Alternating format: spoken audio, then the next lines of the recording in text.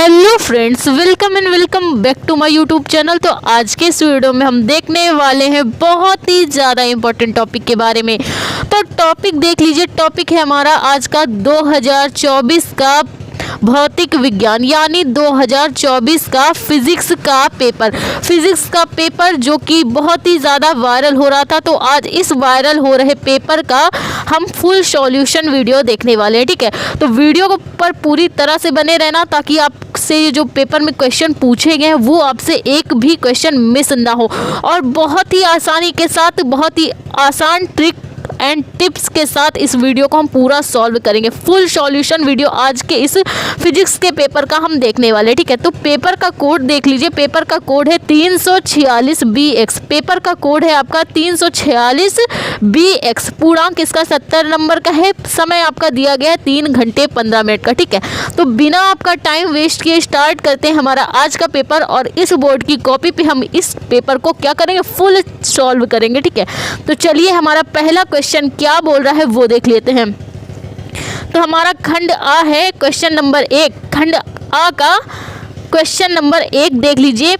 तो देख सकते हैं आप क्वेश्चन क्या बोला है। किसी प्रत्यावर्ती धारा परिपथ में विभवांतर तथा धारा I को क्रमशः V = 100 sin 100t तथा धारा के मान को 100 sin 100t + π/3 मिली एम्पियर से प्रदर्शित किया जाता है। परिपथ में खर्च की गई कुल व्यय शक्ति क्या है, ठीक है। तो 4 विकल्प दिए गए हैं। अब इन विकल्पों को हम ऐसे तो निकाल नहीं पाएंगे, इसलिए हमें इस क्वेश्चन को क्या करना पड़ेगा, सॉल्व करना पड़ेगा। जब क्वेश्चन को सॉल्व करेंगे जो आंसर निकल के आएगा उसी को हम कह देंगे ये विकल्प सही है। तो चलिए हम क्वेश्चन को सॉल्व करते हैं।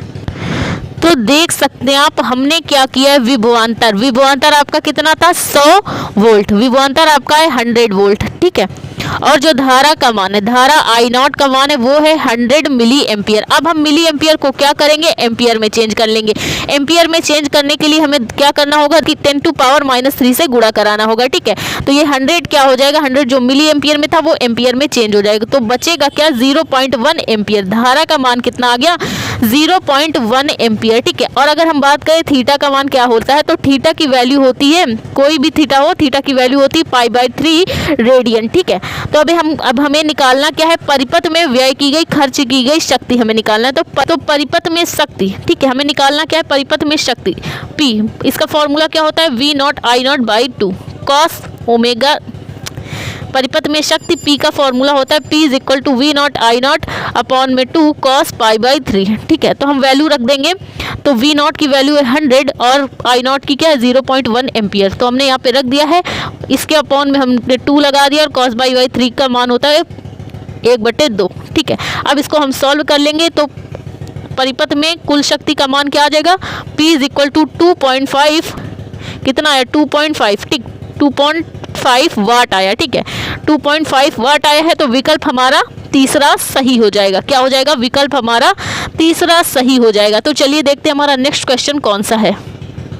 तो हमारा नेक्स्ट क्वेश्चन बोल रहा है निम्नलिखित में समन्यूट्रॉनिक युग्म कौन सा है। निम्नलिखित में समन्यूट्रॉनिक युग्म कौन सा है। तो समन्यूट्रॉनिक के लिए हमें निकालने के लिए क्या करना होगा, हम क्या करेंगे, समन्यूट्रॉनिक के लिए इनके जो वैल्यूज हैं, ठीक है, इनको हम क्या कर लेंगे, आपस में घटा के देख लेंगे। जैसे कि क्या है, C6 14 है, तो 14 में 6 घटाएंगे तो कितना आएगा, देख सकते हैं आप। कुछ इस प्रकार से आपको इसे सॉल्व करना है, ठीक है। देख सकते हैं आप हमने क्या किया, 14 में हमने क्या घटाया, हमने 14 में 6 घटाया, 6 घटाएंगे, ठीक है। यहाँ पे 14 में 6 घटाएंगे तो 8 आएगा। 16 में हम 8 घटा देंगे तो 8 आएगा, ठीक है। अब हम यहाँ पे 14 में 6 घटा रहे हैं तो 8 आया। 14 में 7 घटाएंगे तो 7 आया, ठीक। इसी प्रकार हम सब कुछ घटा के देख लेंगे, और जिसका मान बैलेंस आएगा वही क्या हो जाएगा, हमारा समन्यूट्रॉनिक युग्म हो जाएगा। क्योंकि समन्यूट्रॉनिक में क्या होता है, चीज़ें बराबर होती हैं, ठीक है। अतः जो विकल्प 1 में न्यूट्रॉनों की संख्या समान है, इसीलिए विकल्प 1 सही हो जाएगा। देख सकते हैं आप विकल्प 1 जो है C6 C14 8O16, ये हमारा क्या हो जाएगा, समन्यूट्रॉनिक युग्म हो जाएगा। विकल्प 1 हमारा सही हो जाएगा। तो हमारा अगला क्वेश्चन है, देख सकते हैं आप 1 का ग, किसी वैद्युत चुंबकीय तरंग में चुंबकीय क्षेत्र का आयाम 3 × 10 टेस्ला है।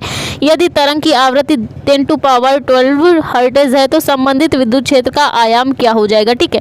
तो हमने क्या किया, आयाम हमने लिख लिया है कितना, ठीक, चुंबकीय क्षेत्र का आयाम B naught is equal to 3 × 10⁻10 tesla. आवृत्ति हमारी कितनी दी गई है, 10⁻12 हर्ट्ज। ठीक है, आवृत्ति हमने लिख लिया। अब हमें क्या निकालना है, संबंधित विद्युत क्षेत्र का आयाम निकालना। चुंबकीय क्षेत्र का आयाम हमें पता है, विद्युत क्षेत्र का हमें आयाम निकालना है। तो इसके लिए फॉर्मूला क्या हो जाएगा, आयाम E0/B0, विद्युत क्षेत्र बटे चुंबकीय क्षेत्र का आयाम बराबर किसके, C के। ठीक है, तो यहाँ हमें निकालना क्या है, विद्युत क्षेत्र का आयाम निकालना है। ठीक, तो E0 को हम बाहर कर लेंगे, इज इक्वल टू किसके हो जाएगा, B0 × C, प्रकाश की चाल के।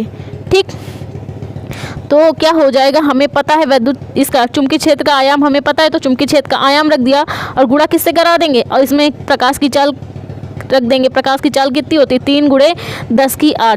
ठीक है, तो 3 त्रिकोण 9 और क्या करेंगे, 10 की घात में बैलेंस कर लेंगे, 9 × 10⁻²2 वोल्ट प्रति मीटर। ठीक है, तो किस में आया, 9 × 10⁻² वोल्ट प्रति मीटर। ठीक है, तो हमारा विकल्प दूसरा सही हो जाएगा। तो चलिए देखते हैं हमारा नेक्स्ट क्वेश्चन क्या बोल रहा है।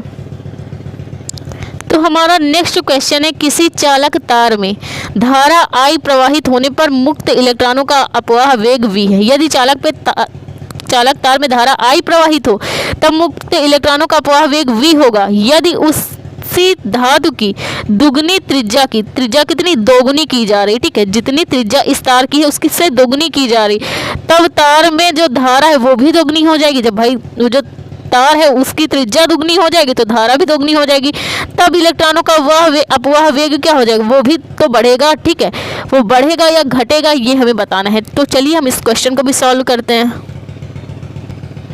तो अनुगमन वेग के पद में धारा का मान क्या होता है, I = NE/AVD। ठीक है, और जब क्षेत्रफल का फॉर्मूला क्या होता है, A = πr²।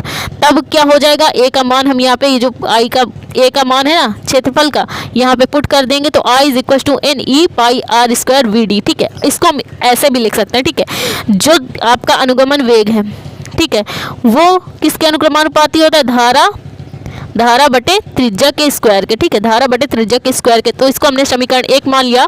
अब हम क्या कर रहे थे, जितना तार था और जब उसको बढ़ाया जा रहा था, जब उसकी त्रिज्या दोगुनी की जा रही थी, तब धारा कितनी थी, धारा भी दोगुनी हो गई थी 2I। तो इसको हमने I' मान लिया, और जितनी त्रिज्या थी उसकी दोगुनी की गई थी ना त्रिज्या, उसको हमने R' मान लिया। अब हम क्या करेंगे, ये वाला जो फॉर्मूला है समीकरण 1 वाला, इससे हम लगाएंगे। तो V'/d/VD, और फॉर्मूला क्या हो जाएगा, I'/R' का स्क्वायर, I/R²। तो ऐसे करके आपको क्या करना है, यहाँ पे I'/R' का square is equal to R²/I। V'/d/VD 2I 2R का स्क्वायर इंटू ये क्या करेगा, ये वाला जो R है वो ऊपर हो जाएगा, R²/I 2I/4 R²I। R² से R² कट जाएगा, 2 कन्नम 2 दूनी 4। ठीक है, 1/2 आ जाएगा, I से I कैंसिल हो जाएगा। तो VD क्या V'/d इज इक्वल टू क्या आ जाएगा, VD/2। ठीक है, विकल्प आपका तीसरा सही हो जाएगा। तो चलिए देखते हैं हमारा नेक्स्ट क्वेश्चन क्या बोल रहा है। तो हमारा अंगा नंबर क्वेश्चन है, 3 प्रिज्मों का अपवर्तक कोण 15 डिग्री है, परंतु उनके अपवर्तनांक क्रमशः 1.6, 1.5 तथा 1.4 है। यदि उनमें विचलन कोण क्रमशः हो Δ1, Δ2, Δ3, तब मान क्या हो जाएगा। तो चलिए सॉल्व करते हैं इस क्वेश्चन को भी। तो अपवर्तक कोण कितना दिया है, A = 15 डिग्री, N1 कितना है 1.6, N2 कितना है 1.5, N3 आपका है 1.4। अब विचलन कोण के लिए सूत्र होता है डेल्टा = N-1 × A। ठीक है, A का मान हमें पता है और N1, N2, N3 के मान पता है। ठीक है, तो हम क्या करेंगे, जो 3 हैं तो अलग अलग उनका हम क्या करेंगे, विचलन कोण निकाल लेंगे। तो पहले प्रिज्म के लिए विचलन कोण Δ1 = क्या हो जाएगा, 1.6 - 1 × 15 डिग्री, तो क्या आ जाएगा 90 डिग्री आ जाएगा। जब दूसरे वाले का निकालेंगे 1.5 रख के 15 डिग्री से गुणा करेंगे तो क्या आ जाएगा मान 7.5 डिग्री, और जब तीसरे वाले का निकालेंगे 1.4 रख के और 15 से गुणा कराएंगे तो कितना आ जाएगा 6 डिग्री। अतः विचलन कोण क्या हो जाएंगे, देख सकते हैं आप Δ1, Δ2, Δ3 देख सकते हैं हम, पहला विकल्प आपका सही हो जाएगा। देख सकते हैं आप, पहला विकल्प आपका सही हो गया। तो चलिए देखते हैं हमारा नेक्स्ट क्वेश्चन क्या बोल रहा है। तो हमारा अगला क्वेश्चन है, यदि वास्तविक नति कोण थीटा हो, यदि वास्तविक नति कोण थीटा हो तथा चुंबकीय यामोत्तर अल्फा कोण पर सम्मिलित में नति कोण थीटा डैश हो, तब tan theta dash upon tan theta क्या होगा, ठीक, वो हम निकालते हैं। चलिए निकालते हैं। तो tan थीटा बराबर क्या होता है, चुंबकीय क्षेत्र का क्षैतिज घटक बटे चुंबकीय क्षेत्र का ऊर्ध्वाधर घटक बटे क्षैतिज घटक, ठीक है। तो नति कोण का मान क्या है, tan theta dash is equal to क्या हो जाएगा formula, BV upon BH cos alpha, ठीक है। तो हम क्या करेंगे यहाँ पे tan थीटा एक दूसरे से इनको क्या कर देंगे, एक दूसरे से भाग दे देंगे। तो tan थीटा डैश यही हमें निकालना था, tan theta dash upon tan theta, ठीक है। तो इसका फॉर्मूला क्या है, BV upon BH cos alpha, और यहाँ पे हम क्या किसका मान रख देंगे, tan थीटा का, BV अपॉन BH। तो यहाँ से क्या हो जाएगा, by BV upon BH cut जाएंगे, तो क्या बचेगा, cos अल्फा बचेगा, ठीक। जब ये ऊपर जाएगा तो क्या होगा, एक दूसरे के उसमें आ जाएगा, तो ये कट जाएंगे और बच क्या आ जाएगा, 1 अपॉन cos अल्फा। अब 1 अपॉन cos अल्फा का मान क्या होता है, सेक अल्फा। सेक अल्फा आ चुका है, तो विकल्प 1 हमारा सही हो जाएगा, ठीक है।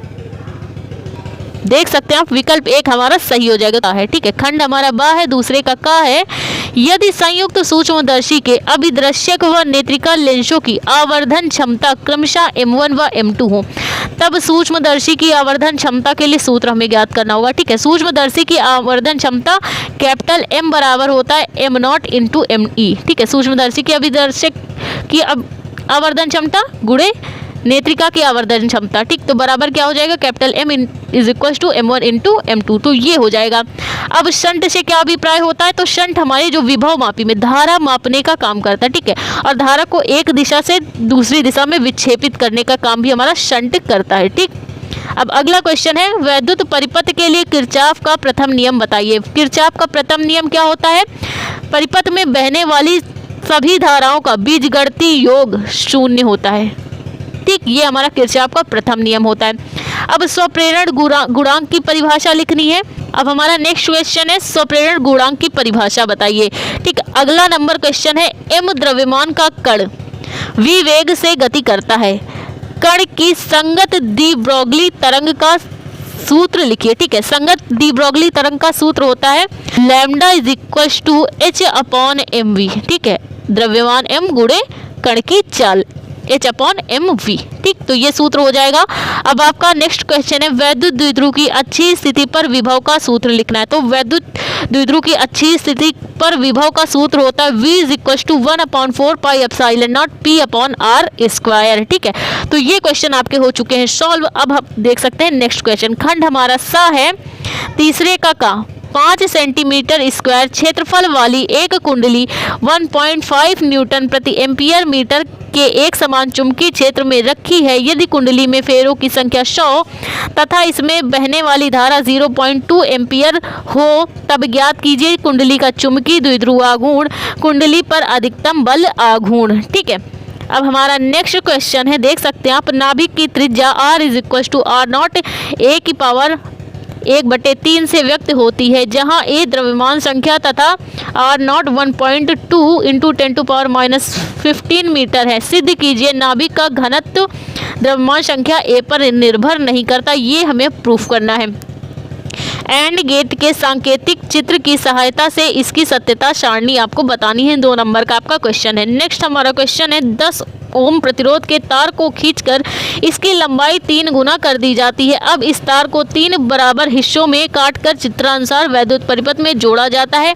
ए व बी के बीच संयोजन का कुल प्रतिरोध हमें बताना है। ए व बी के बीच संयोजन का हमें कुल प्रतिरोध बताना है, ठीक है। देख सकते हैं आप, संयोजन का कुल प्रतिरोध हमें ए व बी के बीच में बताना है। तो चलिए देखते हैं हमारा नेक्स्ट क्वेश्चन क्या है।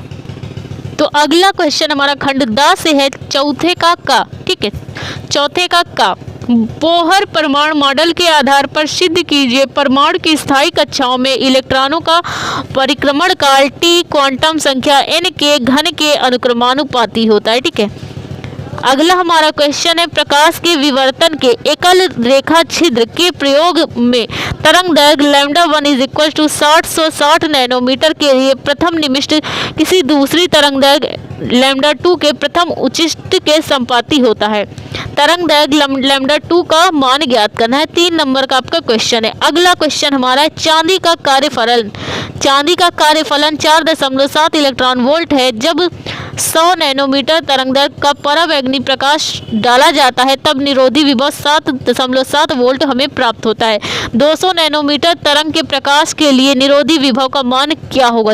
अभी तक क्या डाला जा रहा है? जब 100 नैनोमीटर प्रकाश डाला जा रहा है तो 7.7 वोल्ट है निरोधी विभव। जब 200 नैनोमीटर तरंग का प्रकाश डाला जाएगा तो निरोधी विभव का मान क्या हो जाएगी, ये हमें बताना है। अगला क्वेश्चन है, बायो-सेवर्ट नियम की सहायता से वृत्ताकार धारावाही कुंडली के केंद्र पर चुंबकीय क्षेत्र का सूत्र हमें ज्ञात करना है। अगला हमारा क्वेश्चन है, धातु के दो गोले का व्यास 6 सेमी तथा 4 सेमी है, इनके समान विभव तथा आवेशित किया गया है। गोलों के आवेशों के पृष्ठ घनत्वों का अनुपात हमें ज्ञात करना है। 3 नंबर का आपका क्वेश्चन है। 5वें का है, चित्र में दिखाए गए समांतर प्लेट संधारित्र की धारिता का सूत्र ज्ञात कीजिए। प्लेटों का क्षेत्रफल A तथा प्लेटों के बीच परावैद्युत पट्टिकाओं की मोटाई क्रमशः D1 व D2 है। इनके परावैद्युतांक क्रमशः K1 तथा K2 है, ये हमें बताना है। अगला क्वेश्चन है, एक धातु की छड़ PQ जिसकी लंबाई 1 मीटर है 4 टेस्ला के एक समान चुंबकीय क्षेत्र में 2 मीटर प्रति सेकंड की एक समान चाल से गतिमान है। एक 10 माइक्रोफैराड धारिता के संधारित्र को चित्रानुसार जोड़ा गया है। चुंबकीय क्षेत्र कागज तल के लंबवत नीचे की ओर दिष्ट है। तब हमें ज्ञात करना है, क्या क्या चीजें ज्ञात करनी है? क्षेत्र PQ के सिरों के बीच प्रेरित विद्युत वाहक बल, संधारित्र पे आवेश, ये हमें ज्ञात करना है। आगे देखते हैं हमारा क्वेश्चन। तो हमारा अगला क्वेश्चन है, संधारित्र में कौन सी प्लेट पर धन आवेश है? देख सकते हैं फिगर के माध्यम से आपको बताना है कि संधारित्र की कौन सी प्लेट पर धन आवेश है। अगला क्वेश्चन है, विभव मापी की सहायता से किसी सेल का आंतरिक प्रतिरोध ज्ञात करने के लिए सूत्र की स्थापना कीजिए। अगला क्वेश्चन है, एक प्लास्टिक के अर्ध गोले की वक्रता त्रिज्या 8 सेंटीमीटर तथा अपवर्तनांक 1.6 है। मुख्य अक्ष पर अर्ध गोले के भीतर एक बिंदु स्रोत O स्थित है। O के प्रतिबिंब की स्थिति हमें ज्ञात करनी है, जबकि समतल पृष्ठ की तरफ से देखा जाता है या गोले की पृष्ठ की तरफ से देखा जाता है, ये हमें बताना है। 3 नंबर का आपका क्वेश्चन है, देख सकते हैं आप, इसका फिगर भी दिया हुआ है। अगला हमारा क्वेश्चन है, इसमें अथवा करके दिया हुआ है। अथवा वाला जो इसमें क्वेश्चन है वो देख लीजिए। एक दूरदर्शी के अभिदर्शक व नेत्रिका लेंस की फोकस दूरियां क्रमशः 15 सेंटीमीटर व 1.5 सेंटीमीटर इसे अभिदर्शक से 3 मीटर दूर स्थित एक वस्तु के लिए फोकसित किया जाता है। यदि वस्तु का अंतिम प्रतिबिंब स्पष्ट दृष्टि की न्यूनतम दूरी 25 सेंटीमीटर पर बने तब अभिदर्शक व नेत्रिका के बीच की हमें दूरी बतानी है। अगला क्वेश्चन हमारा है, ट्रांसफार्मर का सिद्धांत क्या है? ऊंचाई ट्रांसफार्मर का परिपथ का चित्र बनाकर उसकी कार्य विधि समझाइए। ट्रांसफार्मर में ऊर्जा क्षय के किन्हीं 2 कारणों को भी आपको बताना है। अगला हमारा खंड है, या दिए गए परिपथ की सहायता से प्रतिरोधों R1, R2, R3 में प्रवाहित धाराएं ज्ञात कीजिए। सेलों का आंतरिक प्रतिरोध क्या है? नगण्य है। इस चित्र की सहायता से आपको प्रतिरोध में उपस्थित धाराएं ज्ञात करनी है। चित्र में संतुलित ब्रिज की परिपथ चित्र दर्शाया गया है। देख सकते हैं आप, चित्र में संतुलित ब्रिज का परिपथ चित्र दर्शाया गया है। संतुलन बिंदु सिरे A से 40 सेंटीमीटर दूरी पर प्राप्त होता है, जबकि 10 ओम का प्रतिरोध R1 प्रतिरोध के श्रेणी क्रम में जोड़ते हैं तब संतुलन बिंदु सिरे B से 40 सेंटीमीटर पर प्राप्त होता है। R1 व R2 के मान ज्ञात करने हैं। आपको R1 प्रतिरोध और R2 प्रतिरोध का आपको मान ज्ञात करना है इस चित्र की सहायता से। अगला हमारा क्वेश्चन है, परिपथ में चित्र की सहायता से ट्रांजिस्टर का दोलायमान प्रक्रिया की कार्य प्रणाली समझानी है। या फिर अथवा में भी ये क्वेश्चन दिया गया है, इसी का आप या तो ये करिए या तो ये। परिपथ में चित्र की सहायता से पीएन संधि डायोड की पूर्ण तरंग दृष्टिकारी प्रक्रिया को समझाना, या तो आप इसको कर लीजिए या फिर इसको। 5 नंबर आपको इन क्वेश्चन की हेल्प से मिल जाएंगे। अगला हमारा क्वेश्चन है, यंग के द्विस्लिट प्रयोग की सहायता से एनवी अदीप्त फ्रिंज की केंद्रीय फ्रिंज से दूरी का सूत्र प्राप्त कीजिए। अथवा में भी एक क्वेश्चन दिया गया, हाइगन्स का तरंग सिद्धांत क्या है? इस तरंग सिद्धांत का उपयोग करते हुए प्रकाश के अपवर्तन का स्नेल नियम आपको स्पष्ट करके बताना है। 5 नंबर के क्वेश्चन, या तो आप ये कर लीजिए या तो आप ये कर लीजिए। अगला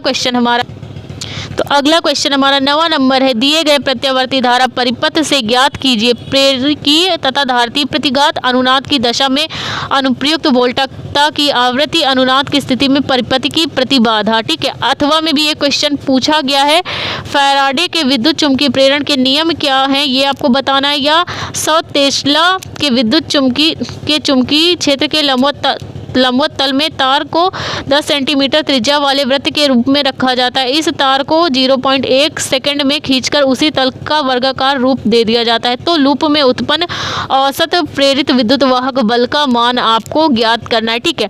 तो तो इस वीडियो में हमने केवल ऑब्जेक्टिव को सॉल्व कराया। नेक्स्ट वीडियो में हम इसका फुल सॉल्यूशन वीडियो, जितने न्यूमेरिकल बताए गए सबको फुल सॉल्व कराएंगे, ठीक है। तो अगले वीडियो को आप ज़रूर देखना, ठीक। तो वीडियो अगर आपको ये भी हेल्पफुल लगा हो तो प्लीज़ वीडियो को लाइक, हमारे चैनल को सब्सक्राइब करें, जिससे हम इसी तरह के इंपॉर्टेंट वीडियोस आपके लिए लाते रहे। Thank you for watching this video.